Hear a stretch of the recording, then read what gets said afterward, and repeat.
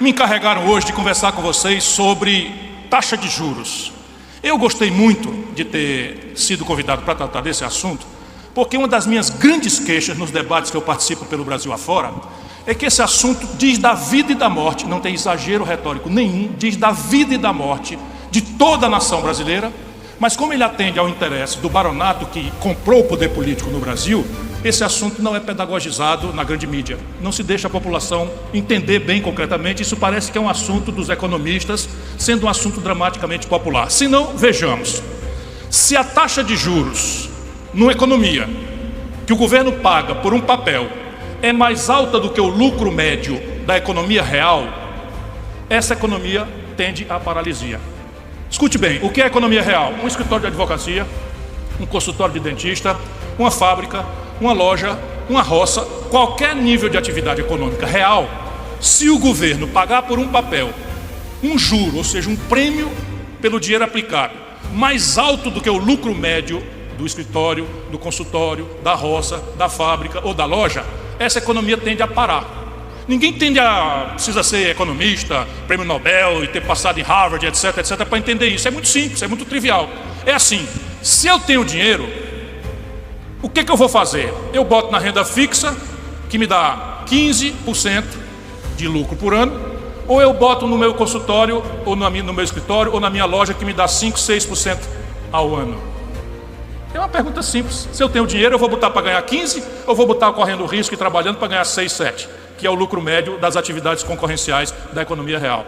Porém, se eu não tenho dinheiro, que é a esmagadora realidade da vida brasileira, nós somos uma nação de muita vocação empreendedora, mas de baixíssimo nível de poupança.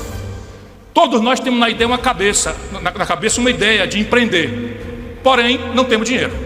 Eu pergunto, quem é que vai tomar dinheiro emprestado a 40, 50, 60% de juro ao ano para botar num negócio que rende 5, 6, 7, 8% ao ano? É muito fácil de entender. Por isso, por quem não tem dinheiro, tomar dinheiro emprestado mais caro do que o lucro que esse dinheiro aplicado vai gerar, ou tendo dinheiro, ter um rendimento mais baixo do que o que teria na renda fixa, a economia tende a parar. Ninguém aplica mais em atividade produtiva, porque a renda fixa é muito mais rentável. Essa é a realidade brasileira, por média, com pequenas oscilações que a gente pode explicar ao longo dos últimos 25 anos. O Brasil, que tinha um pulso de crescimento econômico, que foi chamado outrora de milagre econômico, nós crescemos a 15% no único ano, nós crescemos a 10%, 12% no único ano, passamos a crescer uma média de 2,3% ao ano ao longo dos últimos 20 e poucos anos. Volto a dizer, com pequenas oscilações que apenas existem para afirmar, como exceções, a regra. É uma inerência do modelo. Então vamos entender por que essa impertinência acontece. Primeiro, o piso da taxa de juros numa sociedade é fixado no mundo inteiro pelo Banco Central. O Banco Central, no mundo inteiro, fixa a taxa de juros com um olhar contraditório. O Banco Central dos Estados Unidos, que chama Fed, Federal Reserve, o Banco Central Europeu, o Banco Central Chinês, o Banco Central Japonês, todos eles são obrigados pelas leis locais a estabelecer a taxa de juros com um olho no gato, o outro no peixe. O que é o gato? O nível de inflação.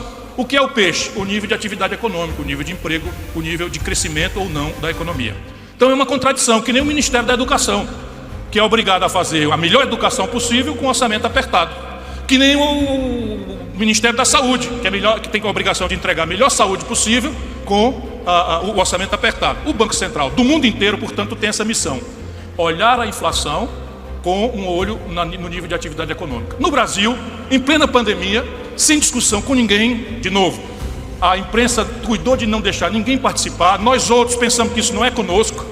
Olhamos o horóscopo do jornal, olhamos a página policial, olhamos se o Fortaleza foi desclassificado ou não da Copa do Brasil, se o Ceará está indo bem na Série A da Copa Brasileira, mas na economia a gente meio que passa a página assim, porque é um assunto que não nos ajudam pedagogicamente a entender, como o resumo das novelas, quanto grave, quanto central aquilo é para o nosso viver comum.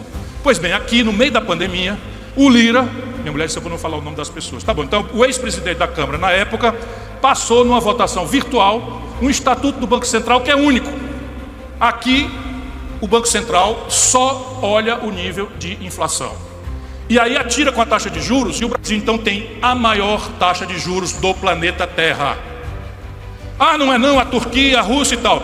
aqui o que eu quero dizer é que a taxa de juros brasileiras é a maior do planeta Terra por uma circunstância, porque tem a queda. O Banco Central estabeleceu que a taxa básica de juros, a tal Selic, é 14,75% ao ano. Lembra que o lucro médio das empresas é 6, 7? Só o piso da taxa de juros no Brasil, para quem bota o dinheiro na renda fixa no Banco Central, é 14,75%. Porém, aqui tem a coisa, tem a queda, que é essa taxa básica muito alta, e tem o coisa, qual é? Ao longo dos últimos 20 anos, o governo brasileiro permitiu que se concentrassem 83% de todas as transações financeiras, leia-se crediário, cartão de crédito, cheque especial, empréstimo para trabalhar, etc, etc. Todas as transações financeiras do país, 83%, foram concentrados ao longo dos últimos 20 anos na mão de apenas 5 bancos. Só para vocês terem uma ideia de comparação, os americanos, epicentro do capitalismo global, tem 5 mil bancos competindo. O que é uma competição de 5 mil bancos? É bajular o freguês, é reduzir a taxa de juros, é reduzir as tarifas, é não botar o freguês, né, numa linha telefônica, tim, aperte 14, aperte 128, e depois cai a linha e você começa tudo de novo e tal. Por quê? Porque não tem concorrência no Brasil, porque eles fazem um jantar, 5 donos de bancos, e o mais grave, a política brasileira vendida a esse cartel de bancos, permite que o Banco do Brasil e a Caixa Econômica, ambos estatais, façam parte desse cartel. Então, dos 5 bancos, 2 são estatais. O resto é Santander, Itaú, pronto, falei, e Bradesco, né? Não era para falar o nome de ninguém, mas enfim, 5, eles me odeiam. E eu não tenho nenhum problema que eles me odeiem, porque não é que eu odeio eles, eu odeio o que eles fazem com o meu país. Então veja bem, esse é o problema número 1. Quais são as consequências disso que eles não deixam que a gente perceba?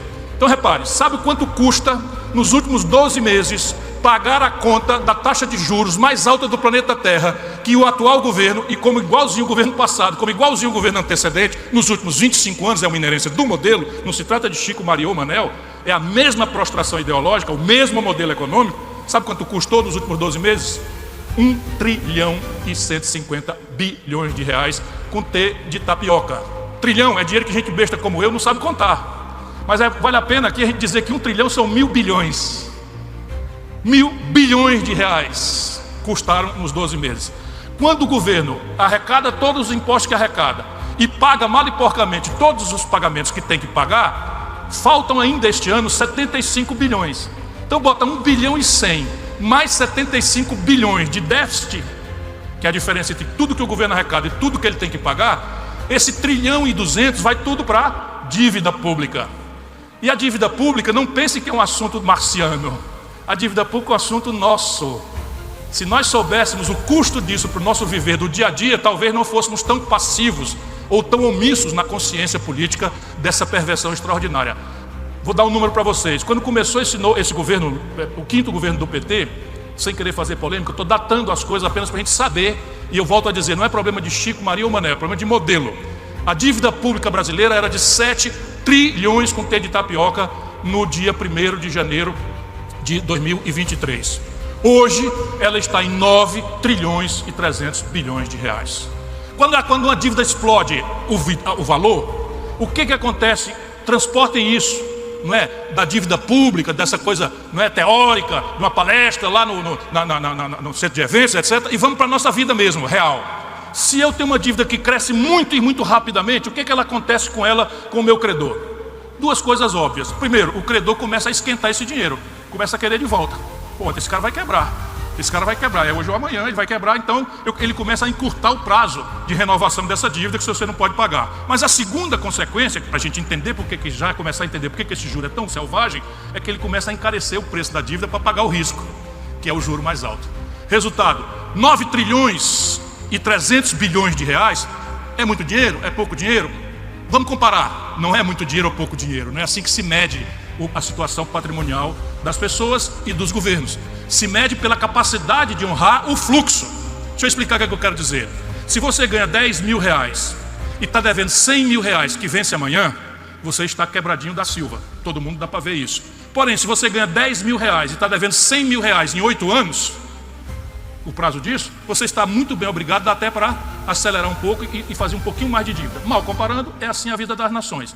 E essa é a tragédia brasileira. Sabe em quanto tempo vence a dívida brasileira? Metade vence hoje. Ou seja, overnight. Nós estamos permitindo O mundo inteiro trata a dívida pública como referência ao PIB. Por quê? Porque a dívida pública, por definição, na literatura e no mundo, é de longo prazo. No Brasil, o poder político permitiu que essa dívida vencesse metade dela, lembra, 9.300, dá 4.700 trilhões de reais que vence por dia. É impagável, não tem fluxo para isso. O Brasil está na iminência de quebrar. Este é o primeiro efeito, para eu não lhes ocupar nem cansar muito mais. O segundo efeito disso é o efeito deletério na vida real das pessoas. Então, o primeiro efeito do juro alto é o colapso fiscal. É o caminho acelerado do Estado brasileiro para a falência. Falência aqui, em ambiente de juristas, é um termo incorreto, tecnicamente. As nações não falem. As nações não entram em recuperação judicial. É diferente. Elas entram em default, que é a expressão internacional, para explicar quando ela não começa a não dar conta de honrar os seus fluxos de pagamento. Quando isso acontece, o efeito num país como o Brasil, pessoas que carregam essa dívida, que são os especuladores financeiros, os bancos e 10 mil famílias abastadas, essas pessoas, com medo de perder o dinheiro, de micar, hoje amanhã, elas correm para o dólar. Resultado, de vez em quando vocês assistem o dólar sair. Aí todo mundo que vai para Miami, para Disney, já sente no bolso, né? Mas assim, o camarada estava a 4,60, 4,50, de repente 6,20. O que é isso? É um medinho, porque essa turma fica exigindo juro alto, em curto prazo, mas fica com o olho na porta de saída. Qual é a porta de saída? Vender real e comprar dólar. Se todo mundo compra dólar ao mesmo tempo, o que é que acontece? Eles fogem do Brasil. Ontem, o governo, para vocês verem como as coisas são, eu morro de vergonha. Ontem, o governo fez uma coisa que eu advogo há 20 anos, que era colocar um IOF equivalente a um imposto aqui para quem tirar dinheiro do Brasil. Fez ontem, era 7 horas da noite. Hoje, às 5h30 da manhã, o meu Google me avisou que o governo tinha voltado atrás.